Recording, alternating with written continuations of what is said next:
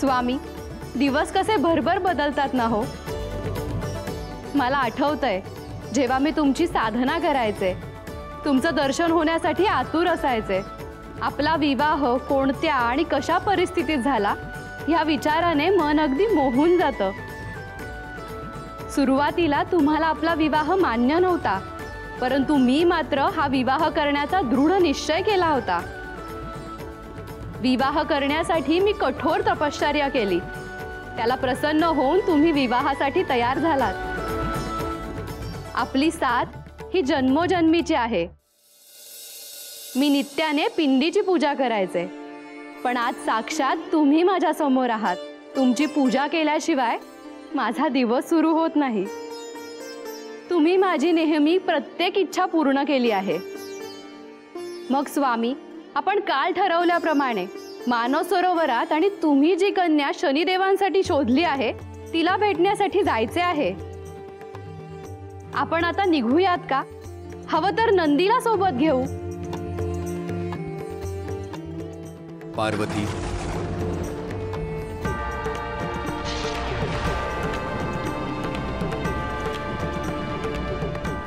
स्वामी, अचानक विजांचा कडकडाट कसा काय होतोय? हे संकेत शुभ नाही असं वाटतं आहे। आपण आता जाणे योग्य नाही। तुला जाणवत असेल तर बघ, हे वातावरण निघण्यासाठी योग्य नाही। म्हणजे आपण मानस सरोवरात जाऊया, परंतु या क्षणी नाही। स्वामी, जर आपण या क्षणी मानस सरोवरास पोहोचलो नाही तर जाण्याचा काही उपयोग होणार नाही। सूर्योदयाचे पहिले किरण जेव्हा सरोवरात पडतात ते दृश्य मला पाहायचे आहे। पार्वती, तो मुहूर्त साधून आपण पुन्हा कधीतरी तिकडे जाऊ शकतो। परंतु आपले आज जायचे ठरलेले असताना तिथे जाण्यास अडचण काय आहे? पार्वती, तुला दिसते आहे, सृष्टी आपल्याला काहीतरी संकेत देत आहे। तुर्तास आपण एक प्रहर आणखीन थांबूया। ब्रह्ममुहूर्तावर एक प्रहर थांबूया असे सांगितले होते, आणि आत्ताही तेच सांगताय। नक्की काय आहे हे स्वामी? शनिदेव कैलासावर येऊन गेल्यापासून आपण नीट बोलत नाही आहात। पार्वती, तू फक्त अजून एक प्रहर थांब। तुला तुझ्या सर्व प्रश्नांची उत्तरं मिळतील, मग आपण जाऊ। माझ्यावर विश्वास ठेव। ठीक आहे, माझा तुमच्यावरती पूर्ण विश्वास आहे। मी भोजनाची तयारी करते। कैलासात आणखीही गण आहेत। आपल्याला आणखी वेळ आहे तर त्यांच्या भोजनाची व्यवस्था करायला हवी। तुमची अनुमती असेल तर आपण भोजन करूया आणि मग प्रस्थान करूया। ठीक आहे, जशी तुझी इच्छा।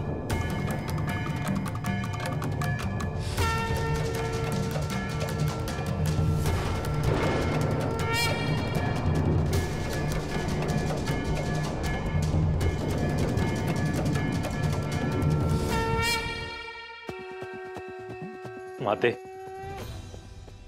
कैलासावर जे काही घडते आहे ते मला दिसते आहे, आणि मला याची पूर्ण कल्पना आहे की हे सर्व माझ्यामुळे होते आहे। तुम्ही माझ्यासाठी मातृ स्वरूप आहात आणि जगत पिता महादेव माझे गुरु आहेत।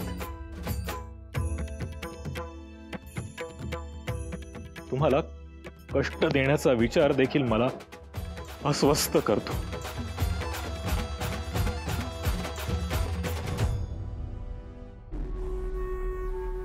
अगं विजया, आवर लवकर, सगळी तयारी बाकी आहे। होईल ग, तुला ना अति चिंता असते। भोजनाची वेळ झाली आहे। सगळे पानावर बसतील तेव्हा स्वयंपाक तयार नसेल तर? असा किती जणांचा स्वयंपाक करायचा आहे? आपणच तर आहोत। अय्या, खरंच की पार्वती माता आणि महादेव तर मानस सरोवरावर जायला निघाले आहेत ना? नाही ग, आधी पार्वती माता नित्य नियमाने महादेवांची पूजा करतील आणि मगच ते मानस सरोवरावर जातील। अगं, इतका वेळ नाही लागत। एव्हाना ते दोघे निघालेही असतील। मला बाई नाही वाटत। तू उगाच शंका कुशंका करत बसू नकोस। ते दोघे जरी नसले तरी बाकी सर्वजण आहेतच ना, आपण त्याची तयारी करू। मी स्पष्ट बोलते ना, ते पटत नाही तुम्हाला. जया, विजया,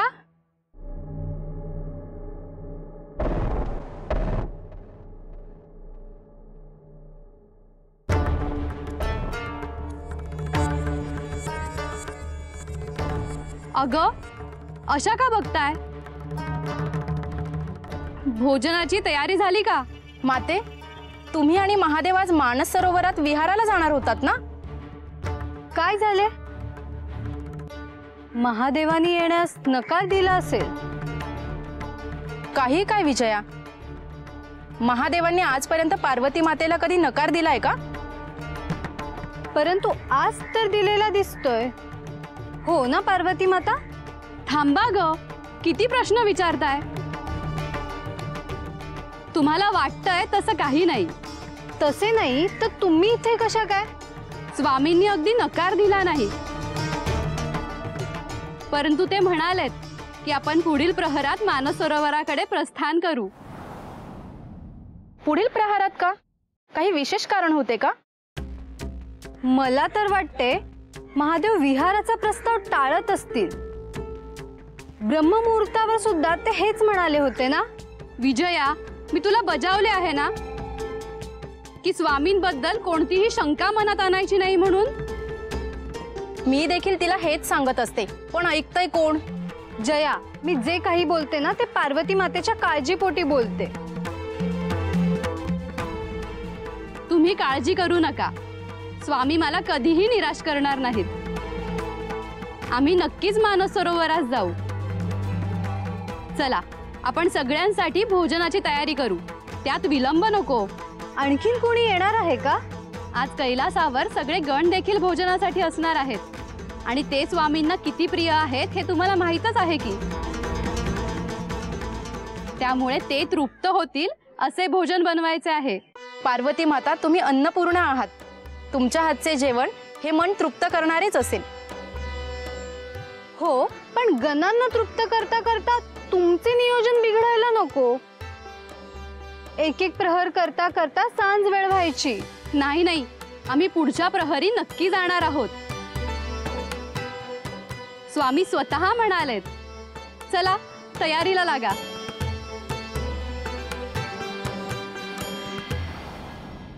तुम्ही मला ज्ञान दिले, दंडाधिकारी केले, मी तुमचे उपकार कधीही विसरू शकणार नाही. परंतु तुमच्या उपकाराची परतफेड करण्याऐवजी माझ्यामुळेच तुम्हाला कष्ट भोगावे लागत आहेत. यासाठी मी स्वतःला कधीही माफ करू शकणार नाही. श्री महादेवांनी तुम्हाला कधीही नकार दिलेला नाही, यावेळी त्यांना ते करावे लागत आहे. आणि कदाचित मी श्री महादेवांच्या कक्षेत प्रवेश करणार आहे हे तुम्हाला कळल्यावर तुम्ही माझ्यावर क्रोधित होणार असे त्यांना वाटते आहे, म्हणून ते तुमच्यापासून सत्य लपवत असणार. मी देखील हतबल आहे. मला देखील नियोजित कार्य करणे बंधनकारक आहे. एका प्रहरासाठी मला महादेवांच्या कक्षेत प्रवेश करावाच लागेल.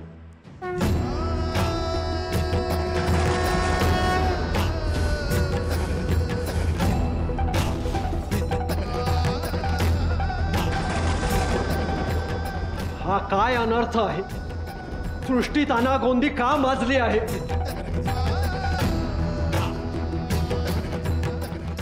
शनी, एक क्षण थांब.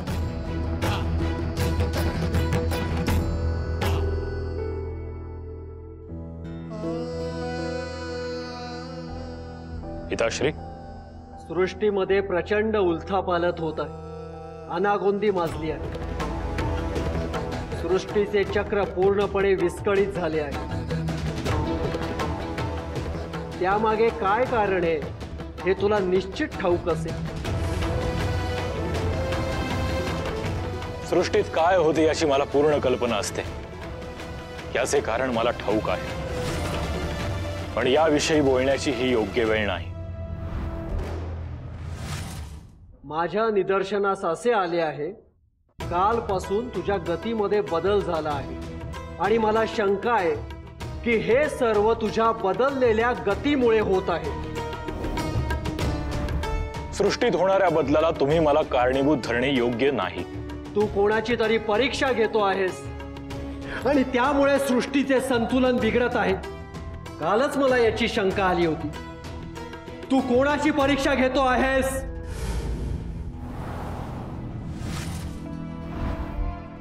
तुझे शांत राहणे माझ्या प्रश्नाचे उत्तर नाही.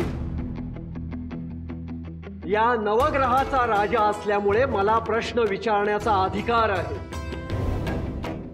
त्यामुळे माझ्या प्रश्नाचे उत्तर देणे तुझे कर्तव्य आहे. केवळ मी नाही तर सर्व नक्षत्रातील ग्रह ताऱ्यांचे हेच म्हणणे आहे. हे सर्व तुझ्यामुळे होत आहे. या सगळ्याच्या केंद्रस्थानी तू आहेस. त्यामुळे शनी, जे काही आहे ते स्पष्ट सांग. पिताश्री, मी या क्षणी तुम्हाला काहीही सांगू शकत नाही. का सांगू शकत नाही? मी तुला याचा जाब विचारतोय आणि त्याचे उत्तर तुला द्यावे लागेल. अहो, तुम्ही त्याला अशा पद्धतीने जाब का विचारत आहात? छाया, मी या सूर्यमंडळाचा प्रमुख आहे. त्या नात्याने मी हा प्रश्न विचारत आहे. या सृष्टीत जे काही घडते आहे त्याला हा कारणीभूत आहे. कुठलाही पुरावा नसताना तुम्ही शनीवर असा आरोप करू शकत नाही. मग याच्या गतीमध्ये बदल का झालाय याचे स्पष्टीकरण द्या. मी श्री महादेवांच्या कक्षेत त्यांची परीक्षा घेण्यासाठी जात आहे.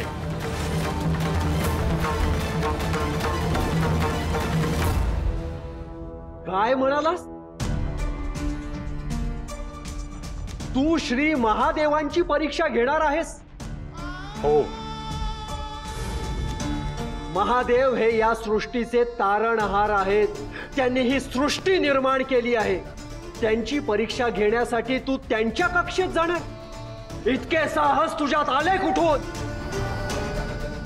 ज्यांना आदी ना अंत अशा जगतपित्याची तू परीक्षा घेणार आहेस? हे धाडस करण्याचा विचार तुझ्या मनात आला तरी कसा?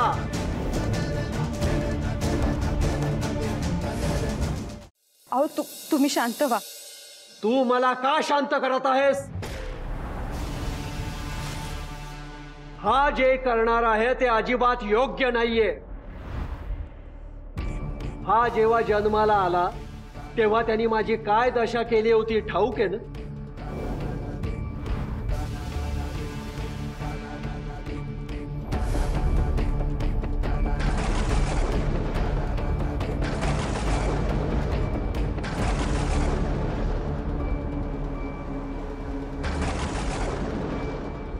हे काय झालं? तुझ्या या पुत्राचा मुख पाहिला आणि मला कुष्ठरोग झालाय. त्यानंतर राजा विक्रमादित्य यांची काय दशा केली?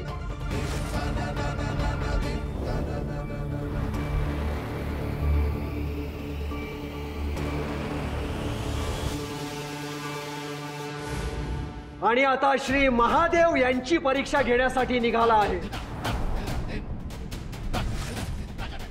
मी हे कदापि होऊ देणार नाही.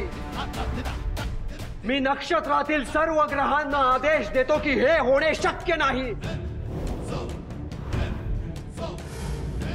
पिताश्री, मी माझ्या कार्यक्षेत्रानुसार माझे कार्य करतो आहे. परंतु आपण कोणाची परीक्षा घेत आहोत याचे भान असणे आवश्यक आहे. या सृष्टीचे पालनहार श्री महादेव यांच्या कक्षेत तू 7.5 वर्ष गेलास तर या सृष्टीची काय दशा होईल याचा अंदाज तुला येत नाही. ही सृष्टी पूर्णपणे नष्ट होईल आणि मी हे कदापि होऊ देणार नाही.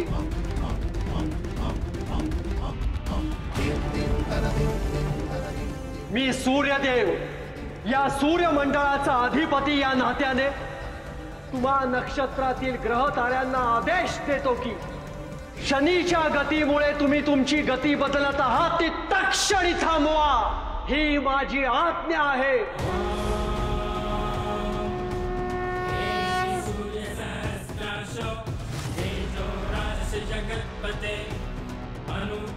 हे कसे शक्य आहे?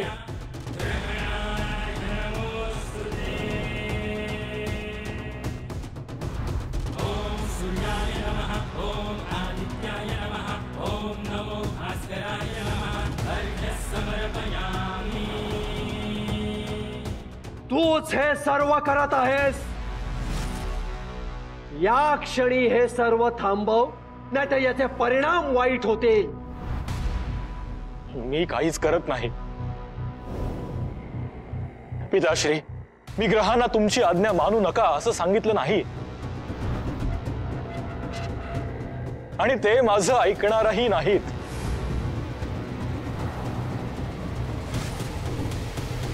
हे सर्व शनी करत नाही, मग सर्व ग्रह माझ्या आदेशाचे पालन का करत नाहीत?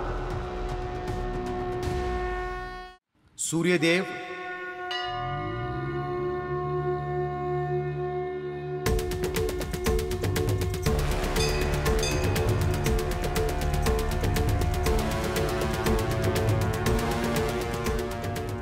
शनिदेवाला त्याचे कार्य करू द्यावे, त्यात तुम्ही काहीही अडथळा आणू नये. परंतु महादेव, या सृष्टीत जे काही घडते त्याला निश्चित असे कारण असते. शनिदेव माझ्या कक्षेत येणं ही नियती होती. त्यांना त्यांचे कार्य करू द्यावे. आज ना उद्या हे घडणारच होते. त्याला आपण टाळू शकत नाही. तुम्ही शनिदेवांना त्यांचे कार्य करू द्यावे, त्यात कुठलाही हस्तक्षेप करू नये.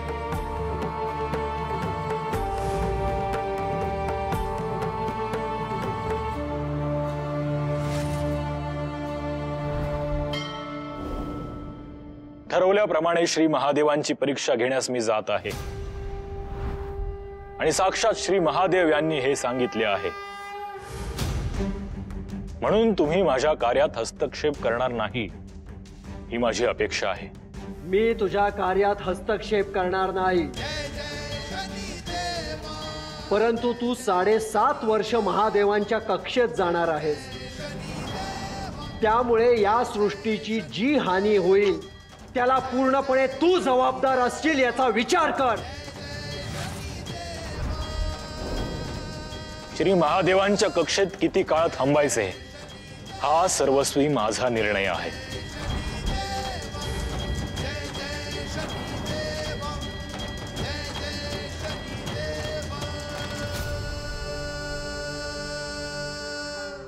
शनीला त्याचे कार्य चांगलेच ठाऊक आहे. तुम्ही त्याला असे बोलणे योग्य नव्हते.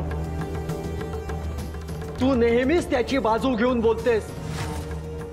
जे काही घडेल त्याचे परिणाम भयंकर असणार आहेत.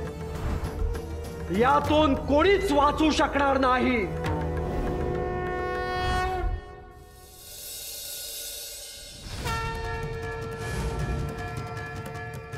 माझ्या मनाविरुद्ध या सृष्टीतलं कोणतेही कार्य होत नाही.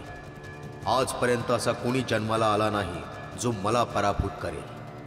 माझ्या इच्छेविरुद्ध या चराचरात जन्म मृत्यू होऊ शकत नाही, पण आता ते घडणार आहे. शनिदेव मला अतिशय प्रिय आहे, म्हणूनच मी त्याची योग्यता पाहून त्याला या सृष्टीचा न्यायदंड दिला आहे. त्याचा जन्म ज्या हेतूसाठी झाला, ज्या कार्यासाठी झाला, तेच कार्य तो माझ्या कक्षेत येऊन करणार आहे.